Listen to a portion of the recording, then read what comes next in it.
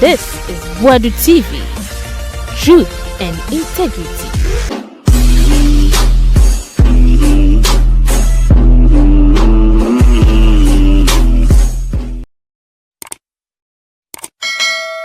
Ahaya Boadu TV, yaba mo nyina kwaba.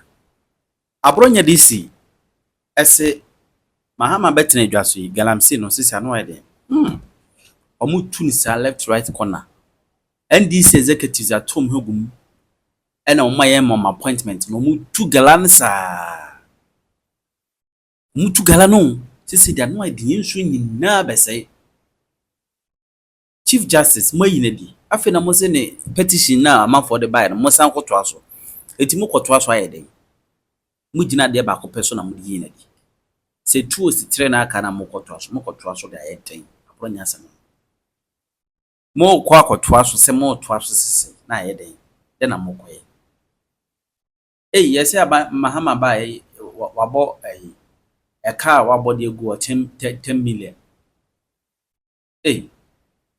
billion. Sir, any 8 months pemponi. And 3 years and 4 years a chidi. A kebe go on your secretary. Hey! Inti Abronye. And they am no say anti-task force. Anti-task force. Who are Maninya major concern to you? Say, young kwa ye deliver. Say Ghana Nino, I am very short because of Galamsey. Obia o TM Biano and taking this matter serious. Say, young Kwan. Ye team say Ghana for no, I am very short because Ghana ha. Ye near ye die. Near the can we yin swa obia numbia. Yensuo ne yetwe firifan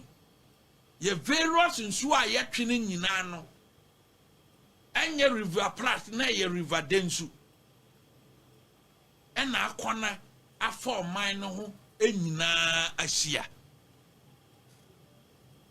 yensuo a aka oman na ahia no eno na Ghana Water Company erefane na various private water ni omo ton sache water ne mineral water producers ni nyina no wo so agina so de aye na me no kasai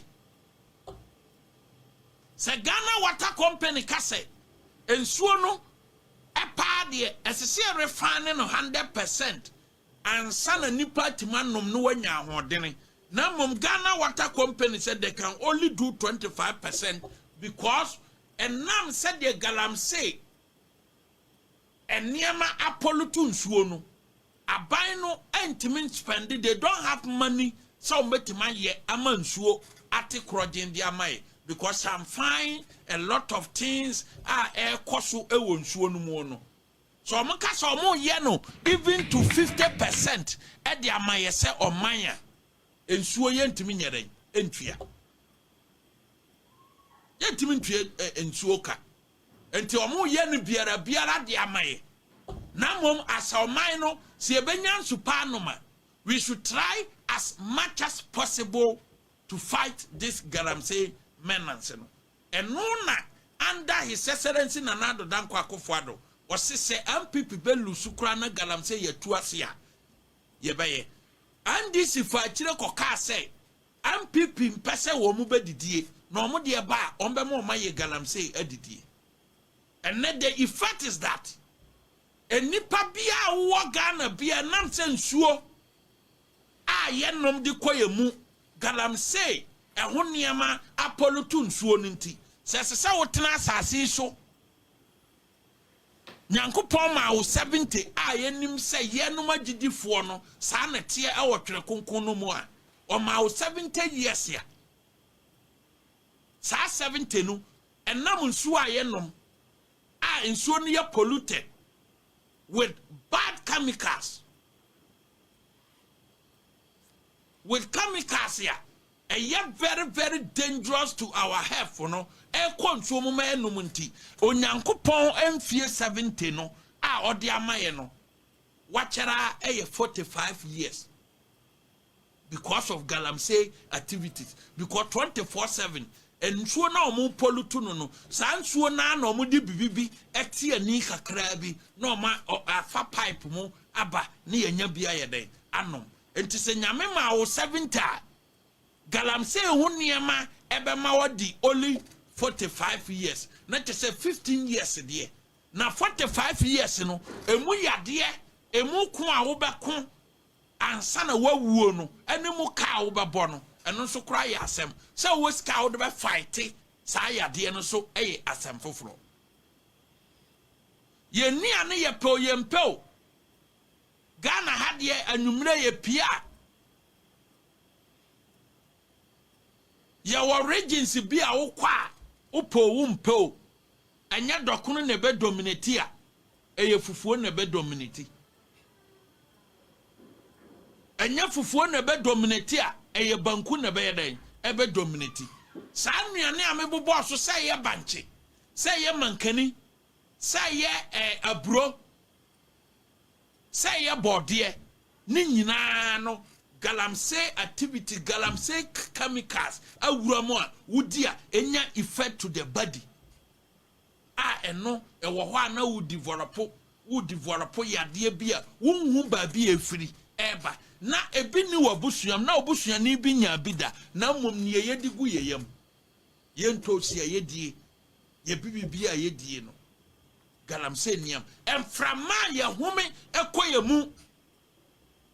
enunti na aye se enye se aban bi tan obia sebia ye mining. Nobody is against mining, but the MPP policy was the best. Dr. Mahmoud Baumianyama or let's say ekwana ye befa so ye Galamsey was the best. MPP ye opposu mining. Namom ye jitum sen ye friend mining na ebe matimamufo ho atomo. Enei yes task force for womo hwese be ya Galamsey ebedwan abana withdraw. But abani pa political power no asembe na abani ka kire temamufo asembe na abani kan ye kire temamufo abani ka kire temamufo ase nanado asede se do mu no ni aban mu Omusia Christian clergy no President Mahama sia clergy as a presidential candidate no was in the #1 priority so betu Galamsey ase eneyi ne party fu aka say so omo yes o fight Galamsey NDC is going to lose 2028 elections and to omo stop task force of one nti ya stop task force of one wa wo hwe me a wuntu Galamsey ni bi na momudi Galamsey aduane o tenkran ya ebia Galamsey wo be fi say obi wo western region no ye ne Galamsey ya wo se me tenkran emfa ho bare ye de bode ba akra ye de bayire ba akra ye de banche ba akra ye de mankani ba akra ma otobi ni nyina no environment no aye polluted with dangerous chemicals here. A co-mua started develop heart problem, stomach problem, so many chronic diseases here. We be here millions and now they are come. Until we cry ha. One time country say, or more western region. And I know Galamsey or Monkona ye and crime for ye fan Galamsey humbe. And so a dinkra. Ekoba ensuo kwaba bi omudinkra enti ni nyina kwa ebebe bom enti ensuo bi ye polluted no wote akra ha wo benum bi aduane bi ye polluted se banchi o abro ebodi o mankeno entosi o ye polluted a wote akra ha wo bedi bi so Galamsey should be your concern even so wote akra wo beka se forest bi ani ba bi ye Galamsey enti ye mfa ho no wo boa Niye di koyemu ne niye num koyemu na efa Galamsey hu bia no obi a wo Ghana ha bia no is affected by Galamsey activities Obi a wa Ghana ha bia no is affected directly by Galamsey activities because umpo ubanom nsu. Umpo ubatobode. Umpo ubakodwama koto entos. Umpo ubakodwama koto banchi. And sanyama we nyina e polluted. And so obi wa class yere yemfa Galamsey hu ni yira fi so nom nsuo. Obi wa class yere yemfa Galamsey hu ni yira fi so betobode. And today your mind fight. Na se ete wona say this ye ne propaganda say power or no pentino. Overlook power ne chen wa wo kwoto abama and this no won kwade a. Be careful with that political party. Political party bia overlook power. A chen wo vote na wo life no. Sa party na nya party papa, and that is NDC for you. Because NDC value power on benya a chen setimamufo benya nkwa. Because for them to call back or one back country anti Galamsey task force to pull back because of power they won in 2028 intino. Enipangu Galamsey nkwaso ne ye banchia eye polluted chemicals ya same ma na chese NDC as a political party no enwe no man no. And a man ne mabawa must take note to say akomayade eba no enye o maame baifo o maame bia o te ba bia o so ye baifo na ama wa akomayade o eye niam ye digu ye mu na mo ye nya sa akomayade no enya yafunyade a na abrewa bia o tifie no na afedie ye nam na afedie nam na abrewa ni ye di ye ni bre akwakogu no so na mom eniam ye digu ye mu enya abrewa bia asema. Se CI ya fa kwambone su koti kwanso apam ya mame Justice Araba Saba Torkorno. Madam, question back up because nyame ya adoma Monday I will delve into 3rd January 2025 nanado letter or issue your response. Details of petition Professor Kwaku Asare at the choir say you remove. Now share the kind of legal knowledge and anado exhibit here at the respondo Professor Kwaku Asare compared to when Abaye the removal with the same allegation. So I have a question for the lawyers in the country. So one, the first petition to the president, a former president, I know what by mu, and he said, Chief Justice,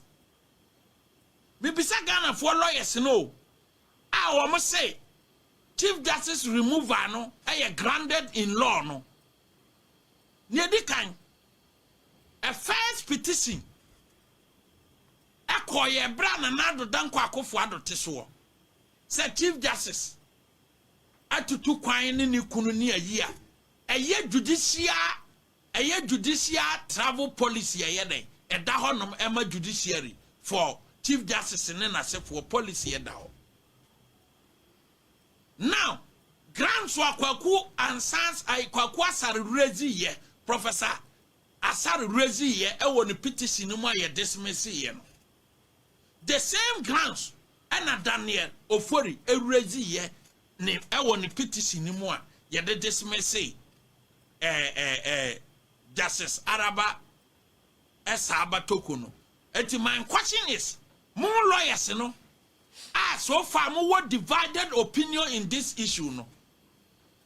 A first petition with the same grounds ye dismiss ye. Not the same person, a different person. I repeated the same petition to a new president, Awaba. I'm a marginal to say, I feel the premier first case you womb. Mariveti, and I'm casting my mind into the issue of estope res judicata. Say, Asɛm yedida. the same grounds, the same issues against that same party. Yetimi relitigate case ya yakwako lusu. The only difference, I said this time no, one party as a sign, but the same grounds, the same issues, the same format, the same allegations. I dismiss it under Akufo-Addo pencil say new basis with a proper legal reasoning. No, yet me repeated the same issues, no, with a new president in office. And I know that this time, no, sir, previous petition with the same grounds, no, and they frivolous, no, and then new president by Benya grounds. I made a removal. More revert, I revert more back to my mind to the issue of estopere judicata mana. Yebisamo. Because you have to put your mind on that issue. Sa sema yedi dano. President Akufo-Addo pencil issue should be see na se bogua. President Mahama timiba ebe relitigate relitigate those issues no eme succeed dia. Ababa ye president say president bi obeba in the future bia no any decisions bia President Mahama beteki e wo Jubilee House wo bia no obi so timi ye den a review, a setting aside, a restore, a reinstate. Now, my catch say, there are other petitions here. Moba conclude. Chief Justice, no. Petitions na me no aka Chief Justice, no. Woman file petition, no. Say, oh, ye Chief Justice, and no more file it here, no. Ongoing. Now the Chief Justice has been removed. And it's our own petition now. On what basis? You file a petition against me as a Chief Justice. 3 petitions. But I imagine so they are removing me. I must say the akano. Moba facilitate no on what basis? Because you file a petition as a Chief Justice. Me ameti. Say ya mame araba saba Torkorno betiemia. Over 7 years to retire as a justice of the Supreme Court. Per the constitutional requirement, he's supposed to retire at the age of 70. Onimi betiema because so kind petition no kind year. Na se who you so proper legal reasoning na nya propaganda na be attached to it there. Petitions was about her office and her position as a Chief Justice. All the 3 petitions were about ne position as a Chief Justice. And yet, say, as a justice of the Supreme Court. Because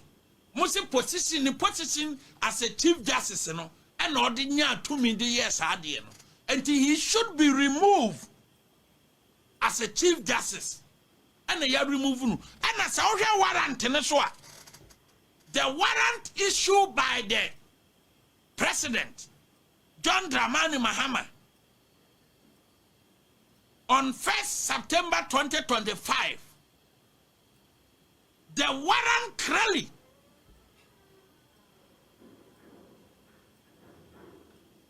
no a woman said the Chief Justice was removed as a Chief Justice. Yamame Araba Esaba Torkorno was removed as a Chief Justice and not as a Justice of the Supreme Court. The warrant, I am so vivid on that. And Timuamoka say, I will lose media me legal reasoning or more propaganda legal reasoning bin ma manfo ma no me na omo nya adwene. So who for the proper interpretation of even the warrant na say she was removed as a chief justice and not as a justice of the Supreme Court, and therefore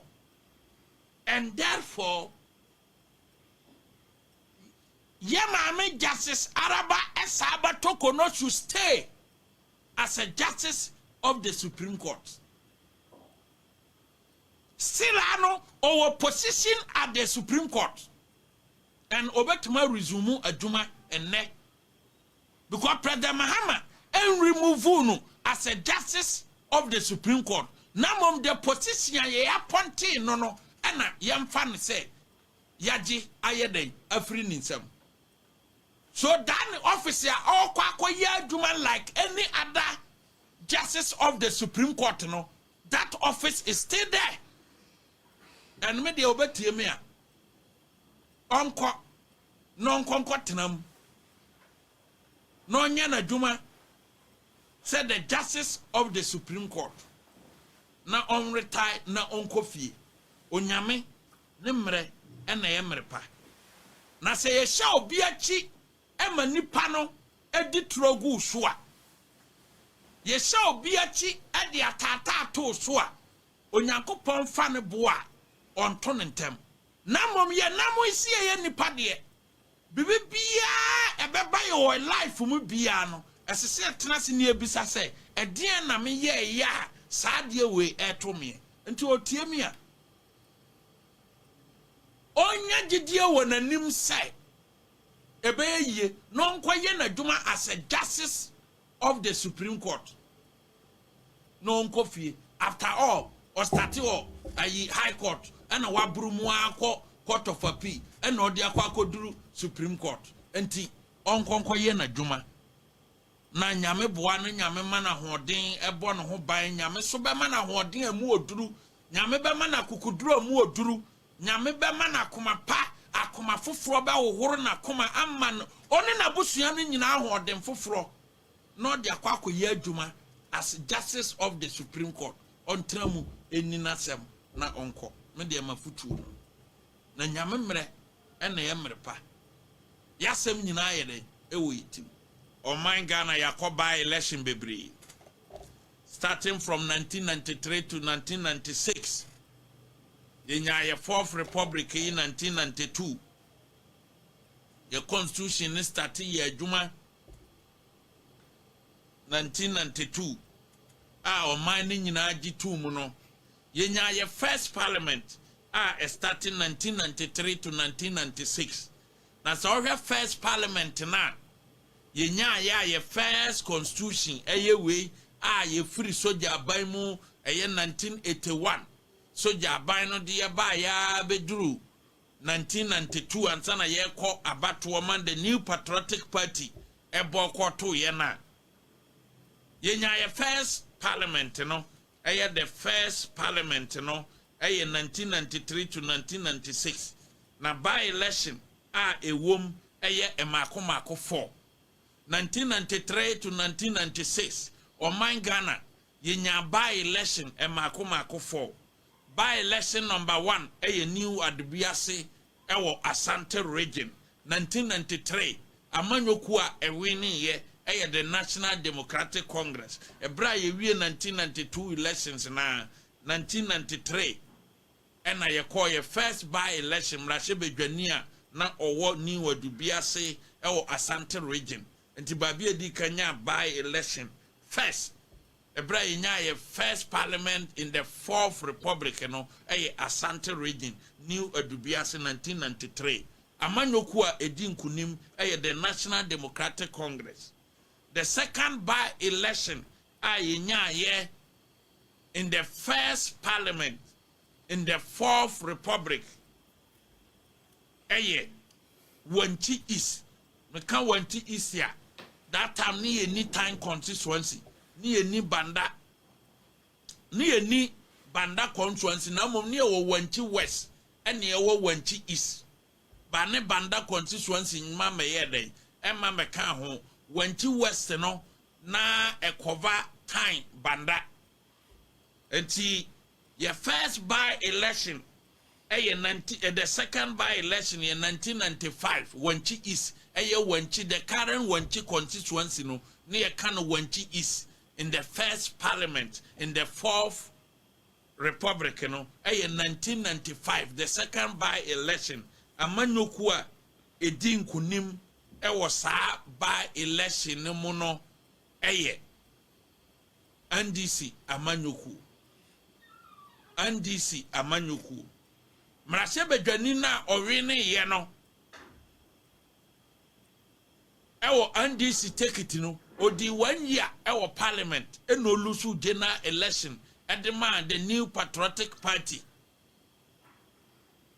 candidate here near friend Mota Musa Bamba because 1996 elections Mota Musa Bamba winning demand the new patriotic party enti by election a course wo Wanchi East and this mrase bedwani na honom no emre bi atwam no a deputy education minister or parliament through by election 1995 1996 general elections odinkukuo the third by election eguso wabuna half for her and nay constituency the third by election see here in the fourth republic in the first parliament Tano South and also the third by election 1995 wa amanyokua edin kunim the National Democratic Congress sa 1995 wa na Brongo Central mrase bedwani owo honom efrimu ema ye call by election independent candidate edin kunim NDC antimanwene MPP antimanwene independent candidate odin kunim na Brongo Central the first independent candidate here or winning na Brongo Central by election or the first independent candidate winning election akọ parliament through by election na Brongo Central candidate the late John said to me a chuluvo John said to me a chuluvo na Brongo Central the first parliament of the fourth republic or called parliament 1995 as independent candidate but the second parliament started from 1997 to 2001 by election a course Lambusi 1999 NDC and a winning the second parliament 1997 to 2001 the second parliament of the fourth republic yenya 2 by elections Lambusi 1999 NDC na winning year Abrekuma Central 1999 MPP and a winning year Saasuna so called the third parliament started 2001 to 2004 yenya by elections and Mako 7 third parliament started 2001 to 2004 yenya by election and Mako 7 MPs and Mako and so any free mu na Brongo Central wa ampinu esane efrimu eno na de honorable Kofi Ada call parliament the year 2003 na Brongo Central by election and na de Kofi Ada call parliament the year 2003 until the third parliament na the new patriotic party na fena almost servo almost first term 2001 to 2004 now the first by election in the third parliament of the fourth republic Kumawu nkuano o manga na yenya fourth republic anya 2 by elections na Brongo Central yenya 4th Republic anya 2 by elections. Enti Kumawu 2002 MPP owo ho Real Baswa Honorable Baswa ya na no ofiri mu ya ye kokoye ayie no no ofa ena na eye MP ye friend Real Baswa ono nso firi mu the year 2002 ewo Kumawu o me ko by election. Until the 3rd parliament in 2001 to 2004 no the New Patriotic Party and the winning Kumawu by election no 3rd parliament na yenya by election ewo Bimbla 2002 the New Patriotic Party and the winning sa election no and no ne ma Honorable Dominic Nitiwu or the bar parliament first. Until Honorable Dominic Nitiwood ebedi Parliament 2002 to 2004 and olusu 2004 elections by election edene by Parliament bedi 2 years until ye kwa 2004 general election ye kwa to abanu wie no na Honorable Dominic Nitiwood alusu until sana ba back the year 2008 elections and we need Bimbula City edema MPP and no wakita mu eba besin ne enti Honorable Dominic Nitiwood mo amunim na bakwasem no the year 2002 by election the neba parliament oba be di 2 years and ye call 2004 general election na nkasa no okoko di nkuku osana ba back 2008 G City edema the New Patriotic Party and what hold on eba besin na me no ka say ni 5th term and away so kwa Woodlands 2003 by election MPP and the din kunim na Brongo Central by election maka ho asem Honorable Kofi Ada na din enkunim Ebra Ampia or Saria didn't call be owu ye no. Gwamwa East 2003 by election MPP ene dinkunim. Gwamwa East Central Region 2003 by election koso MPP ne dinkunim. Amamfi West Western Region 2003 MPP ene dinkunim. Enti Amamfi West so abako sema yenya ye 4th Republic Amamfi West so anya by election mienu Upper Denchra 2004 by election MPP ene din kunim enti so far 7 by election na e course the 3rd parliament in the 4th Republic na the New Patriotic Party won all the by election as compared to NDC womulusu na Brongo Central in the 1st parliament edema independent candidate sanity and over 2nd parliament so by election ye call ye 50-50 2 by election 2nd parliament 1997 to 2001 by election mienu na 50-50 and this is far back and MPP so ye dey far back but 3rd parliament no dey MPP winning 100% all the seats 7 seats in nyina so about the 4th parliament now started from in the 4th Republic now started from 2005 to 2008 yenya by elections and also yenya by elections be say ensia by elections ensia sa by elections ensia no 2005 to 2008 the 4th parliament of the 4th Republic the first by election MPP ne winning Asawasi in the general elections 2004 elections MPP and to more say abako se muno MPP winning Asawasi dano the 2004 general elections MPP and winning ewo Asawasi babia Honorable Montaka MPCCA na mom MPP MP na omuyi no or spend I think 3 months or 2 months in parliament or the only 2 months in parliament and na ofilimu ya dia esi wo akwatiano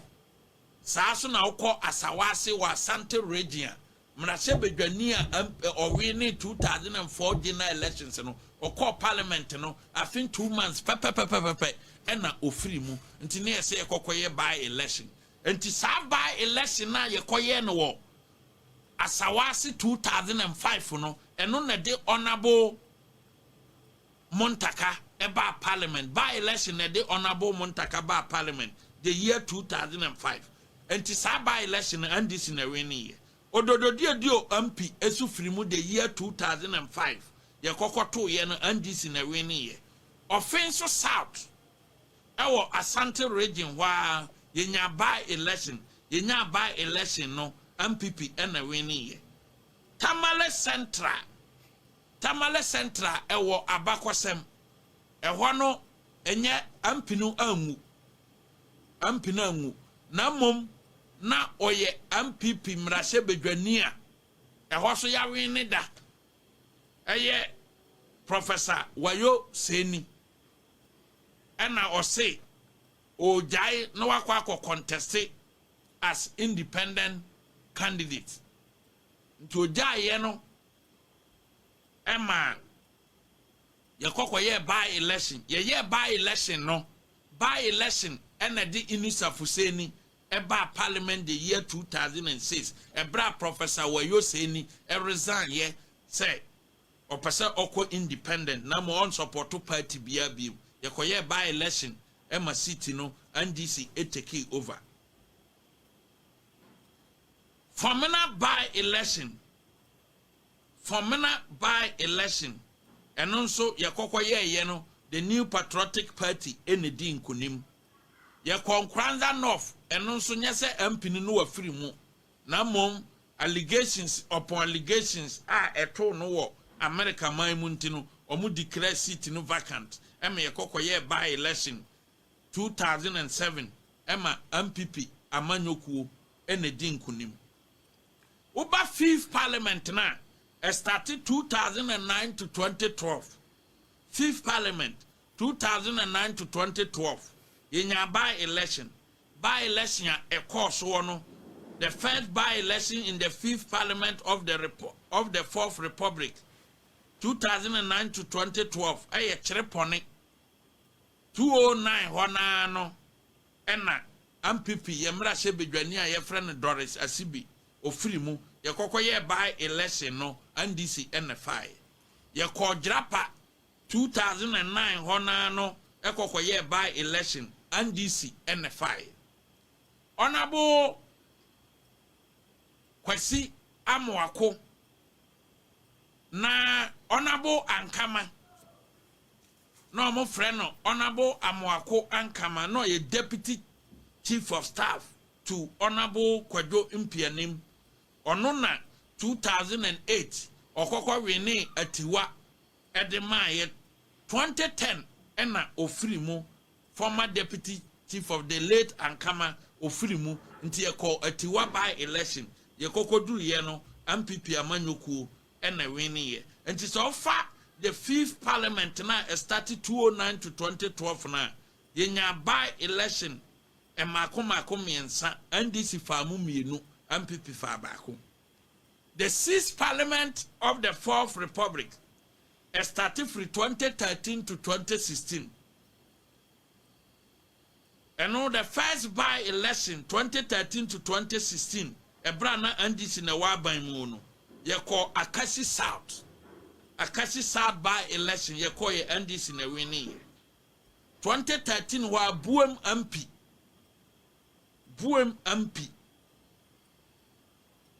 efrimu em ye call by election no NDC NFI 2013 wa ye call by election ewo kumbuku eno na nyese MP no afrimu te se ne esi wo buem ene Akasi no na mom the then MP na owo kumbugu honom no Honorable Muhammad Mumuni taking over foreign appointment ewo ECOWAS nti na sa appointment na Ghana ban a second day adiama ne se onko take sa appointment no as a former foreign affairs minister na achiri obeye kumbugu MP no na odi position no ka ho se mrahye bedwani a na enye yie nti nyese na MP na wu ewo kumbugu na mom Honorable Muhammad Mumuni take over appointment ewo ECOWAS nti ye ko ba election ewo kumbugu ye kokoduru ye no NDC ana eno NDC na hold seat no time na omo power 2013 no womo first yina no NDC lost kumbugu by election to CPP nti ye course by election no CPP candidate no and winning kumbugu by election eno no odi just 3 years in parliament and Honorable Ras Mumbarak ebe winning 2016 edema the NDC anti kumbugu by election NDC na newo power but omu lusu 2015 ye ko talency so na nye say ampina honom no afirimu na mom ne de ko by election e wo talency ni say mrahye bedwani a na owo honom no ono enanananom ehwehwe mu akonwa toye e wo talency ni ne mpatamu no na kyese ahinie ato no nti ontimi combine parliament adwuma ene ahinie no nti o mane de ne dwuma die to ho say member of parliament nti e ko talency by election e ho na mokote the late Mark Wayongo e ko ka say violence beget violence nti no and ye kwatwetwe ntuo former national chairman kwatwetwe ntuo e wo honom say the besi ema ye prepare nkrofo talency by election 2015 and this in a fire but na city ni ye MPP dia Amamfi West madikana kase Amamfi West ye nya ye fourth republic you know anya 2 by election Amamfi West said them did 2 Jan 2003 and 2015 Amamfi West ye nya 2 by election 2015 mrahye bedwani no ye den efirimu ye ko by election and this in a san returning city no 2016 ye ko by election wo Abuakwa North enipa odi nkunim ebra ne ye mrahye bedwani a owo honom Honorable JB Dankwa awidifuo bi kokum no no e wo ne fie no ye ko by election no MPP erene enti the 6th parliament started 2013 to 2016 na NDC na waban mu no ye ko by election e mako 7 by election mako 7 no MPP ewene mienu NDC ewene miensa na CPP ewene baako antino Saudi CPP de no ebeka MPP de no aye 50-50 that na NDC na waban mu ye ko abitifi by election ebra mrahye bedwani na oteso no afiri mu eno MPP na return ye by election and the honorable branch champion eba parliament the year 2016 ye ba the 7th parliament no ye nya 1 by election sa by election no eye sa by election no ye Ayawaso West wagon the late honorable what Emmanuel Ajako na ye MP wo ho eno 2019 MPP na ye da win ye the 7th parliament started the 7th parliament na started 2021 to 2024 no yenya by election miensa kumawu biem madikana kase kumawu yenya by election mienu first one 2002 and 2023 no nti the 8th parliament so yenya by election e mako miensa kumawu by election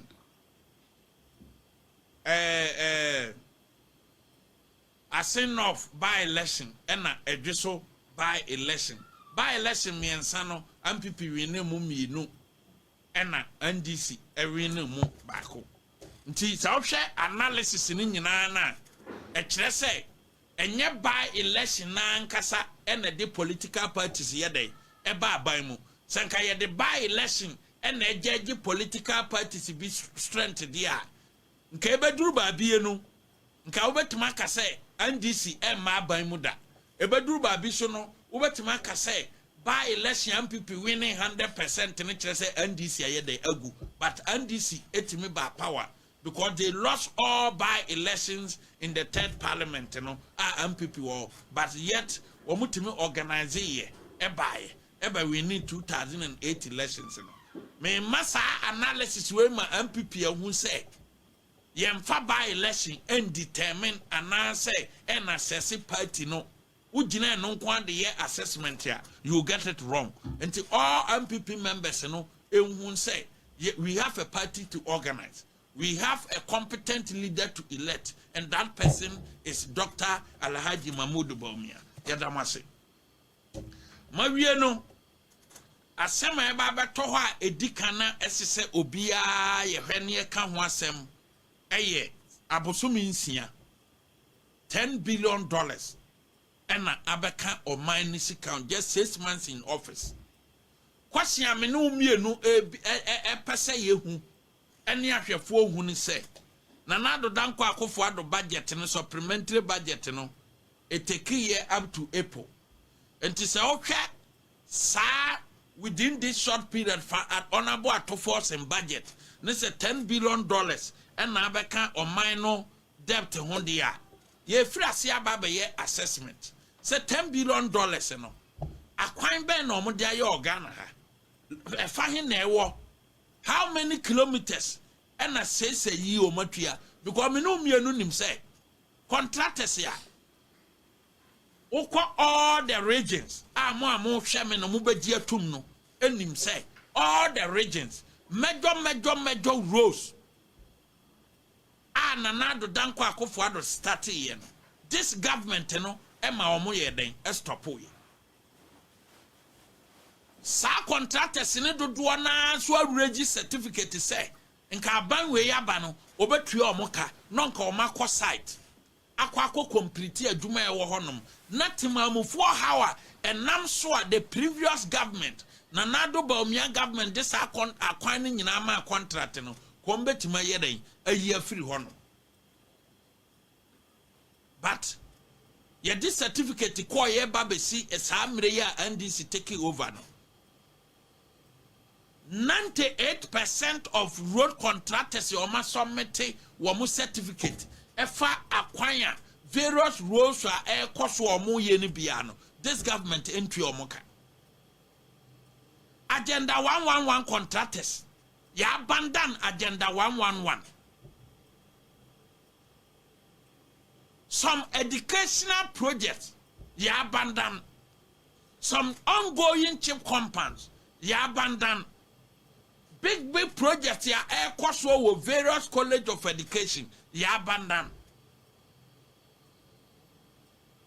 feeding grant SSA echo for various college of education no nano me kyerɛ mako anything tomatoes wa ye dia nwanko agum ne ye dia mankora na omo college of education so omo ni adan aban eni sika to feed emrante ne mabawa omo so ombe ye teacher adwuma na omo gi teacher ntekyeye e wo college of education no aban ni sika to feed them to send ne na MPP aban na nado Bawumia aban na omo ye no this time eni hosa aban ba ye health minister nam na odwa nanum ena ya fa nipa 100,000 but next si omo go fie enya asenkoma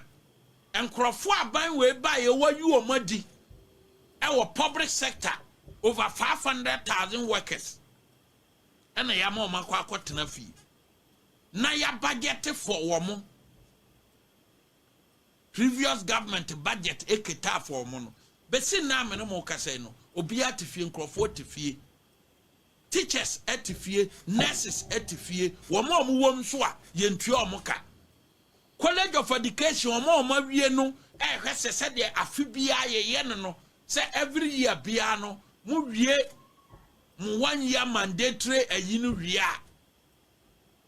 service ni ria esese aban no post mu no this year ebesi na yente posting asem wo ma wie university omoso gi ade trentete ye na se the MPP ye no every year bia no ye fa bi no mo omokọ ekọ kirade various second circle and second circle institutions and vocational yini nyina no besi ne they are still at home.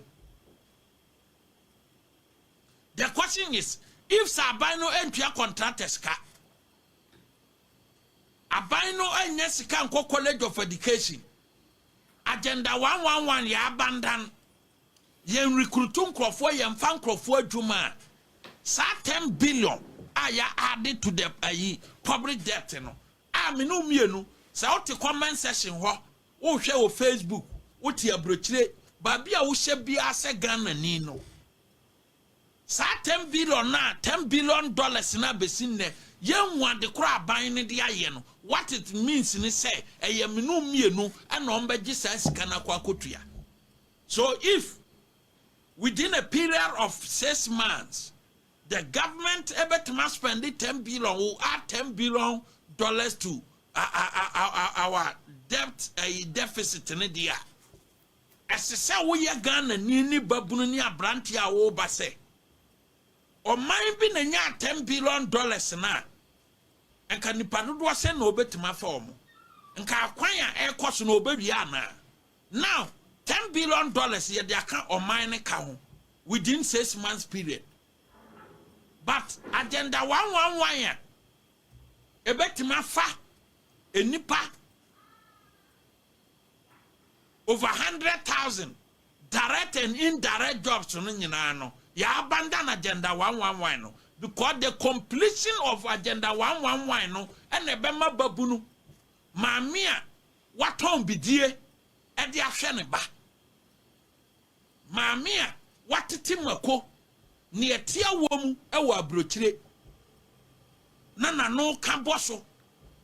na all manifie e de hwe ne ba no agenda 111 no ye complete a ena ne ba na o hwe ne nursing training no ebenya adwuma na ye den aye agenda 111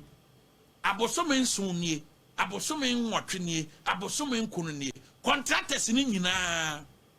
ekofie enti sa $10 billion no yan hwese nka a complete agenda 111 ya na se Ghana mabunu over 150,000 to 200,000 year adwuma nka M1 menu mienu ene obi a onim apomde mu asem bia be ka kire se se etimi complete agenda 111 na sa necessary mu wie etena fie yenya adwuma nye abanim postu ye no eto obetwa because wo wie ye na breaking kind adwuma eba abanya bandan eno se me kwa kosi chip compound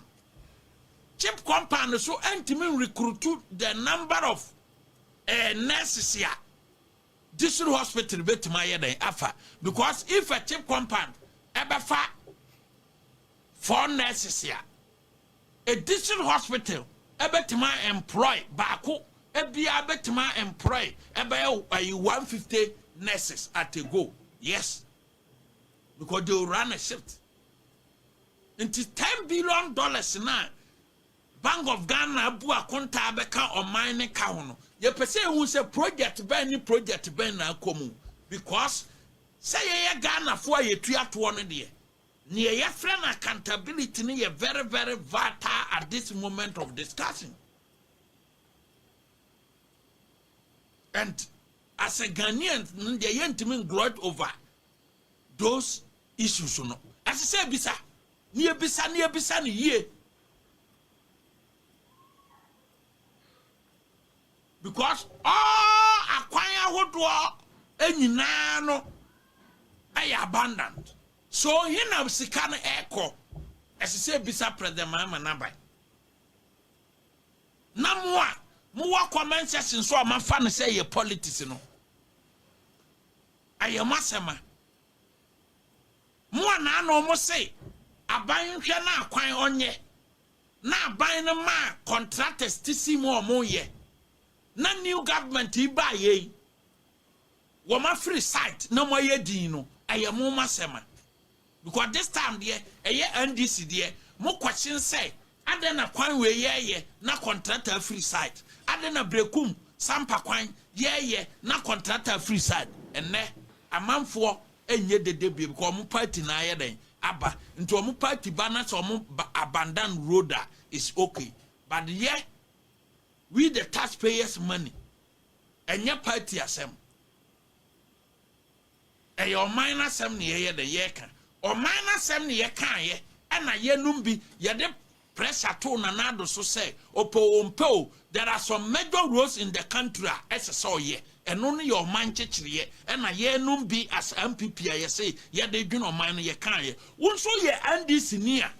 o mining chichiri ne bi say wonso be ka kire president Mahama say sa roads na nado start ye obe complete